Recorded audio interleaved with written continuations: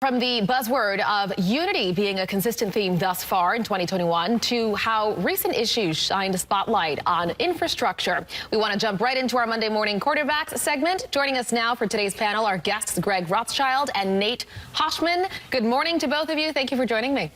Good morning, Jeanette.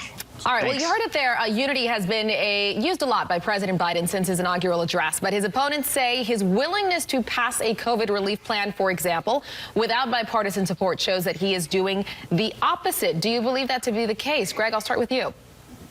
No, absolutely not. And I think what you're seeing President Biden do is pursuing an agenda that has broad support across the American landscape, whether it's COVID relief, an economic stimulus, rebuilding our nation's roads and bridges, tackling climate change.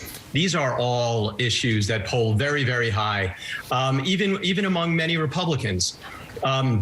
Even in Texas last week, for example, it's very interesting. When we had that horrible storm and people were suffering, the president didn't talk about red states and it being Texas's fault, as we might have heard from the prior administration.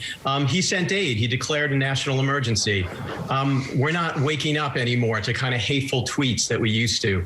So I think you're seeing a much more unified approach from this president. And if Republicans choose to represent their constituents and do things their constituents want, I think you'll see them voting for many of President Biden's agenda. Nate, what do you think? Choose not to work with him. Remember, most of the Republican base views President Biden as an illegitimate president. The election was stolen is still something that most Republicans believe.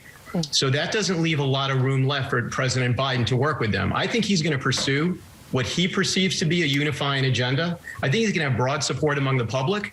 And I just want to push back on the notion that for support from Republicans in Washington is the prerequisite for putting forward what would be considered to be a unifying agenda. You might have to do that without it. Nate, really quickly, 20 seconds.